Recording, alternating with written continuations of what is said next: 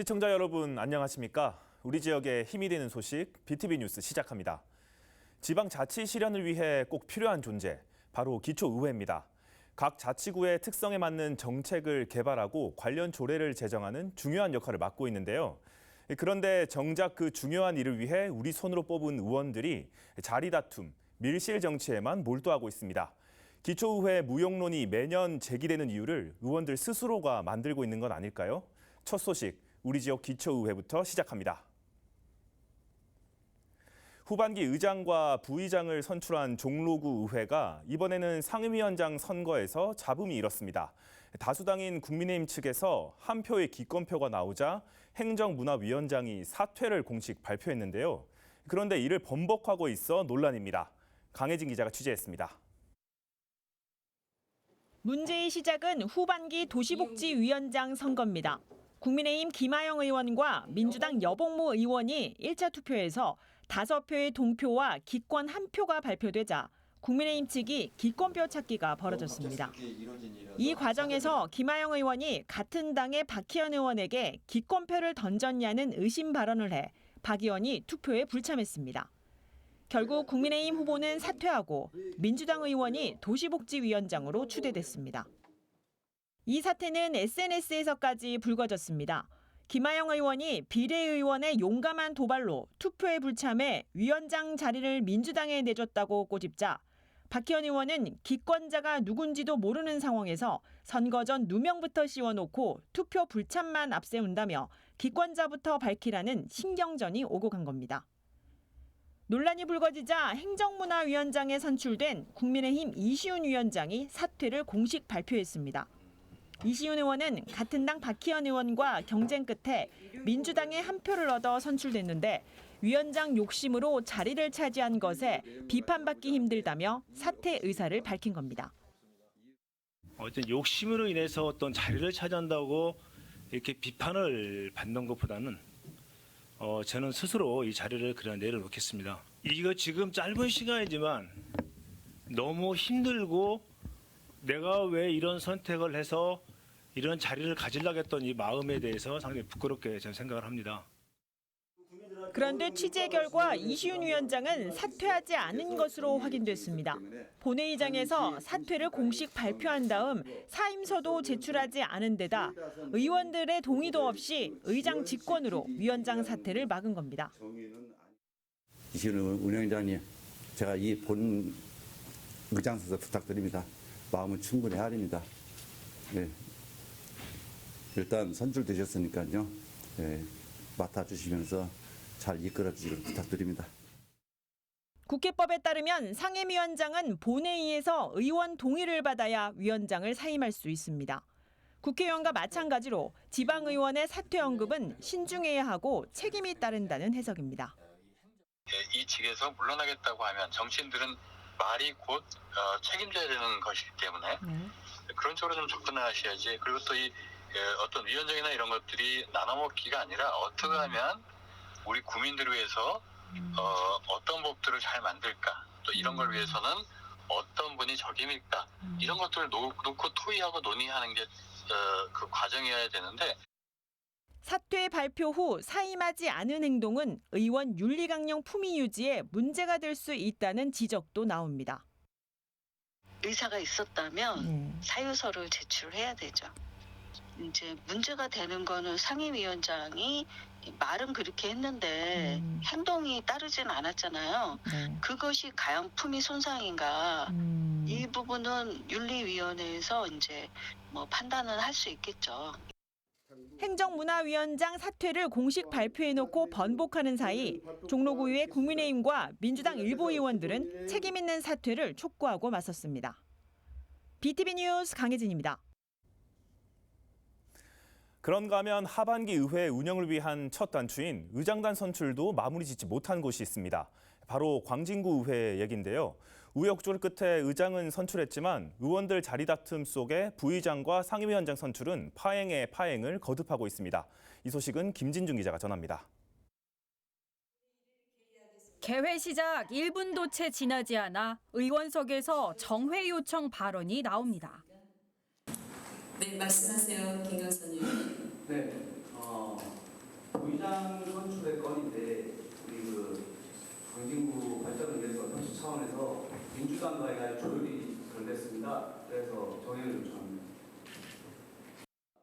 표결로 가자는 의견과 정회로 가자는 의견이 분분하지만 의장은 이내 정회를 선포합니다. 표결로 하시죠. 네, 정의기촌이 들어와 있고 저기 민주당 원내대표님 들어오셨는데 한 말씀 하십시오. 일단 뭐 저희를 잘안 된다고요. 저희를 꺼져요. 네, 그럼 정의를 선포하겠습니다. 어수선한 분위기 속 5분 만에 끝이 난 임시회. 여야 의원들 발언에선 기초의회 민낯이 그대로 드러납니다.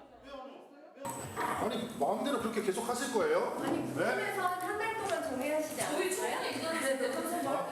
똑같이 해야죠. 똑같이요? 지난 6월 19일 시작된 광진구 의회 의장단 선거는 파행을 거듭하며 한 달 넘게 매듭을 짓지 못하고 있습니다. 지난 15일 열린 임시회에서 3차 투표까지 간 끝에 전은혜 의원이 전체 14표 중 6표를 얻으며 의장으로 선출됐지만 부의장과 상임위원장 선거는 또다시 미뤄진 겁니다.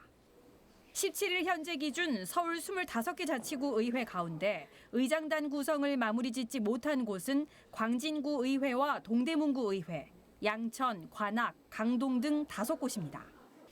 국민에게 공개된 본회의장이 아닌 본회의장 밖 밀실 정치를 택한 의원들. 무엇을 위한 조율과 협치를 하고 있냐고 묻게 합니다. BTV 뉴스 김진중입니다. 주민등록 등초본이나 가족관계 증명서를 대부분 동주민센터나 구청 민원창구를 통해 발급하죠. 근데 이런 민원 사료를 발급받는데 자치구마다 비용이 다릅니다. 최근에는 무료로 발급하는 자치구도 늘고 있는데요. 강혜진 기자가 이유를 취재했습니다. 강남구에 설치된 365일 무인 민원 발급 부스입니다. 2021년 코로나 확산 예방을 위해 전국 최초로 주민센터 내 발급기를 외관에 설치했습니다. 강남 구민은 물론 국민 누구나 24시간 무료로 이용할 수 있습니다. 주민등록 등초본 등 무료 발급이 가능한 서류는 100여 종이 넘습니다. 현재 강남구에 설치된 365일 무인 민원 발급기는 모두 30대입니다. 민원 서류 발급은 2019년 47만 건 대비 무인 민원 발급기 설치 후 2023년 64만 건이 넘습니다. 저는 여기 강남 사람 아니고요. 의정 사람인데 여기서 한 몇 분 뽑았는데 편하고 좋아요. 이제 안에 들어가면 복잡하고 사람들이 많이 기다리는 시간이 길잖아요. 여기는 짧아요. 사람 없으면 바로바로 뽑을 수 있으니까 그게 참 좋아요. 무료로. 이달부터 종로구도 무인 민원 서류 발급 비용이 전 국민 무료입니다. 민원 서류 발급 업무의 효율성을 높이고자 연간 2천만 원이 넘는 세수입을 포기하고 구청과 지하철역, 대형 병원 등 무인 민원 발급기 22대를 설치했습니다. 지난 5월 관련 조례를 개정하면서 저희 종로구의 국민들의 민원 서비스를 만족하는 게 우선이기 때문에 민원 창구 대기 시간이 줄어들므로 인해서 민원인들께 보다 나은 서비스를 제공할 수 있고 또 직원들에게는 대기 시간이 단축되면서 업무의 양도 좀 줄어드는 그러한 이점을 생각할 수 있겠습니다. 서울에서는 강남과 종로구, 중구와 은평, 양천구와 서대문구 등이 등초본과 가족관계 증명서 발급비가 무료입니다. 반면 강서구와 서초구, 마포구 등 일부 자치구는 등초본 200원, 가족관계 증명서 민원 창구는 1,000원, 무인 발급기는 500원의 비용을 내야 합니다. 이처럼 지역마다 수수료 유무가 다른 건 민원 처리 법률에 근거해 자치구가 수수료 감면을 결정하기 때문입니다. 지난 2월 국민권익위원회는 전국 지자체에 민원 서류 발급비 감면을 권고했습니다. 자치구 사정에 따라 제각각인 서류 발급 비용을 동일하게 적용해 형평성을 맞추라는 겁니다.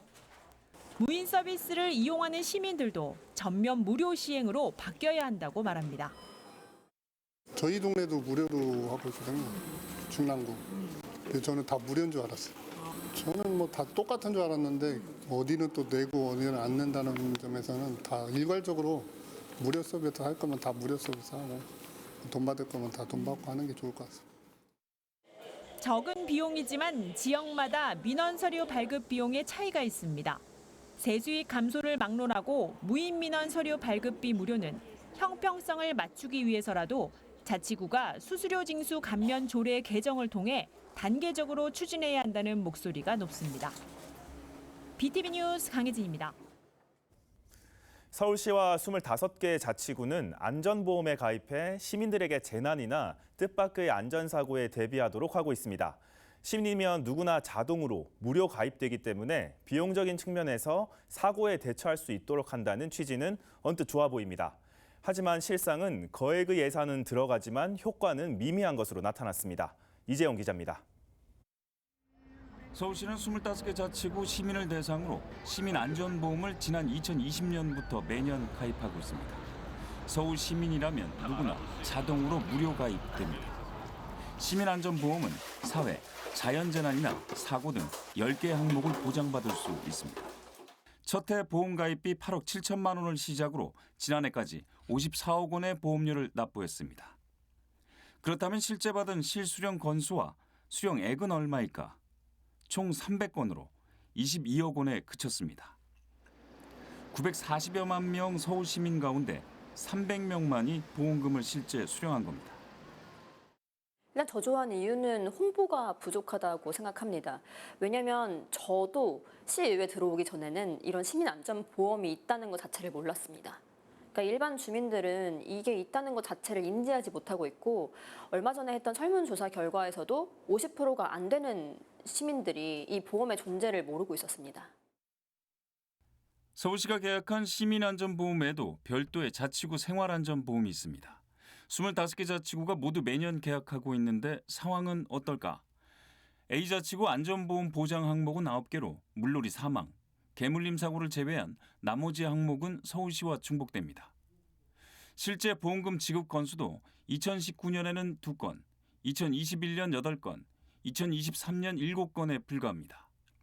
2023년에는 6,500만 원의 보험료를 지급하고 1,150만 원의 보험금을 받았습니다. 일단 지적을 받았는데 그래서 저희도 이제 내년에는 상위 1급비로 바꾸려고 고려 중이거든요. 그게 어떻게 달라지는 건가요? 이건 이제 보면은 넘어진 사고나 이런 거 위주로. B자치구는 2023년 6천만 원의 보험 가입비를 지불했는데 실제 보험 수령금은 920만 원에 불과합니다. C자치구는 2020년에서 2023년까지 4년간 9억 4천만 원을 내고 5억 8천만 원의 보험금을 수령했습니다. 서울시나 자치구의 안전보험 홍보가 부족한 것도 사실이지만 서울시와 자치구의 중복 지원도 문제입니다. 여기에 자치구만의 특성을 반영했다기보다는 일률적인 보장 항목도 문제라는 지적입니다. 실제 초기부터 지금까지 주요하게 해당 상품을 판매하는 보험회사나 내지 상품들이 거의 유사한 성격을 보이고 있습니다. 이제 그런 걸로 봤을 때에는 사실은 이게 특정 보험사의 특정 상품의 확산 혹은 확대로 볼 수 있는 것이 아닌가. 뜻밖의 사고에 대비해 지원을 한다는 좋은 취지의 생활안전보험. 하지만 보험사의 상품에 의지해 펼치는 행정이 자칫 혈세 낭비로 이어지는 것은 아닌지 고민해볼 대목입니다. BTV 뉴스 이재원입니다.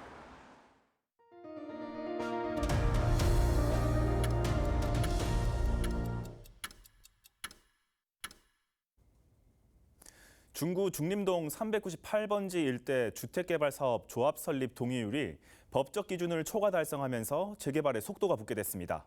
목표대로 올해 안에 조합 설립을 마치고 정비 사업이 마무리되면 791세대가 공급되게 됩니다. 이재영 기자입니다.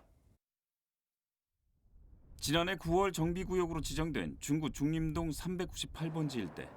하지만 주민 간 정비사업 추진 방식을 두고 갈등을 빚다가 지난 5월에 주민협의체가 구성됐습니다.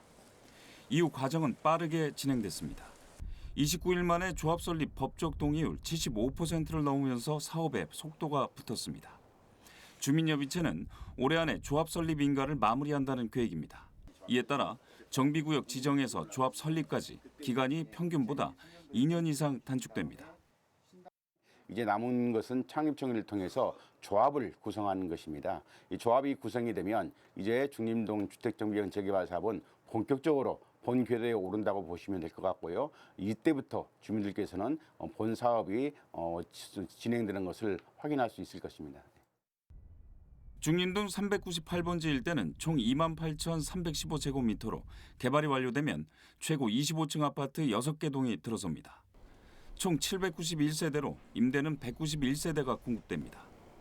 6m 폭의 도로가 신설되고 기존 아파트 단지 사이길도 8m에서 12m로 도로폭이 넓어집니다. 단지 내에는 8m 폭의 공공보행로가 조성되고 공원 대신 쌈지형 공지가 만들어집니다. BTV 뉴스 이재원입니다.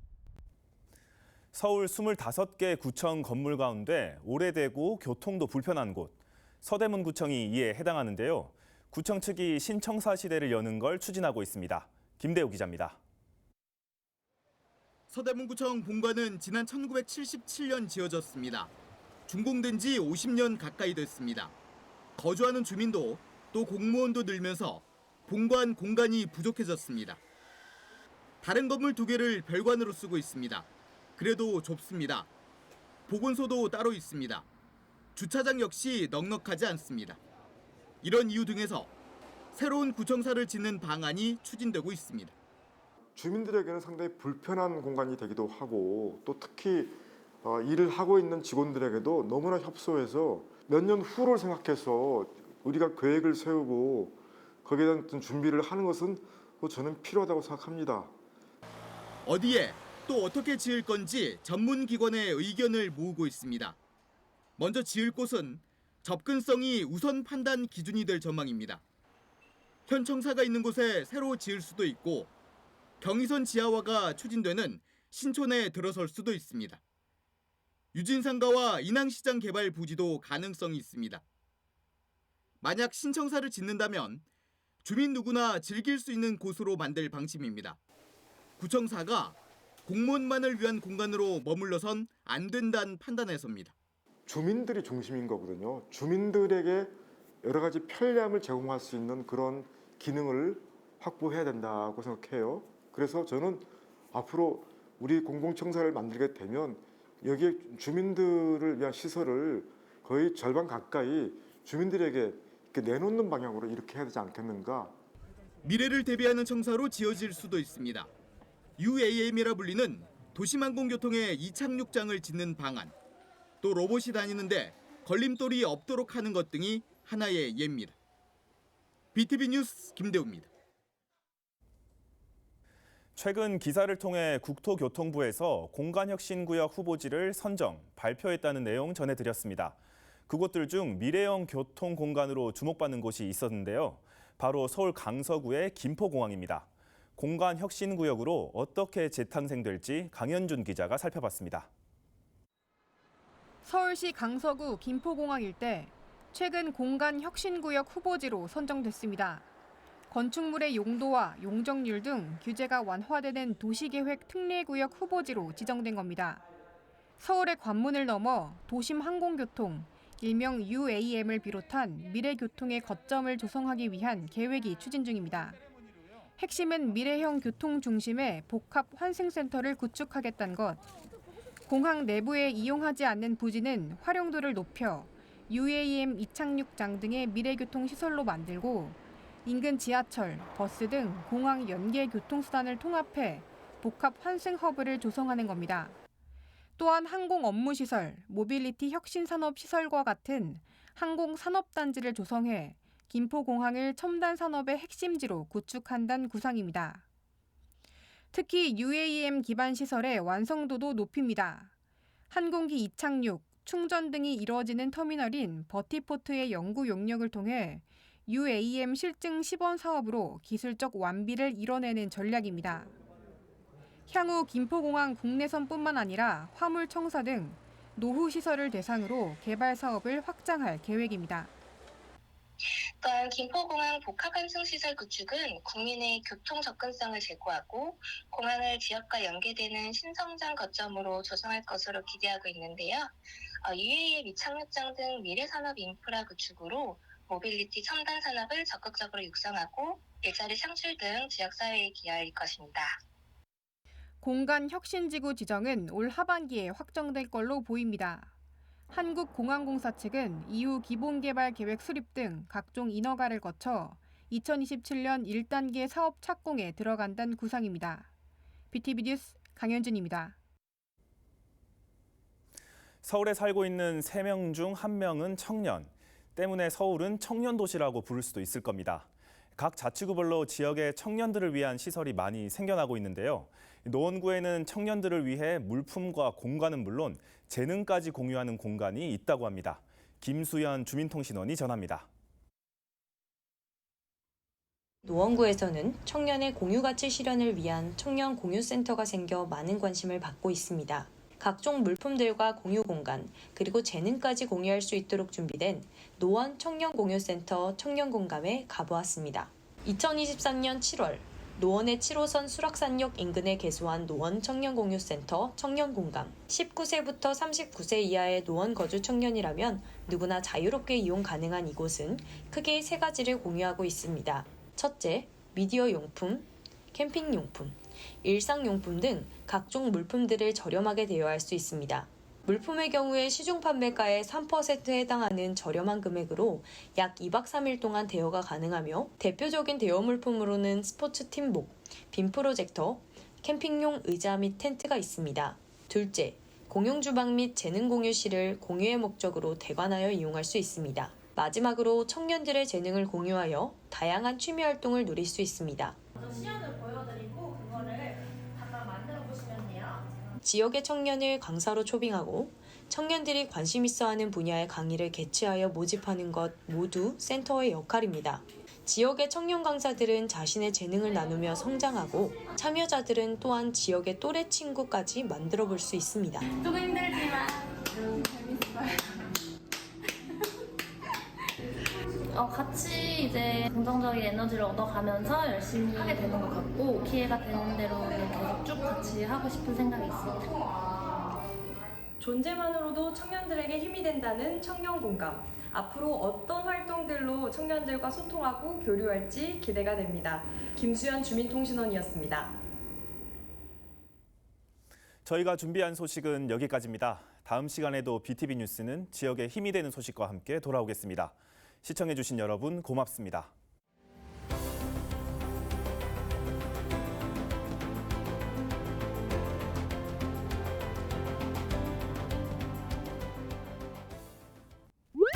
BTV 뉴스를 더 많이 보고 싶으시다면 여기 구독 버튼을 눌러주세요. 추천 영상도 누르면 바로 재생됩니다. 또 다양한 서울 소식을 보고 싶으시다면 휴대폰에서 가지 앱을 다운로드해보세요. 저희 BTV 뉴스를 시청해주셔서 감사합니다.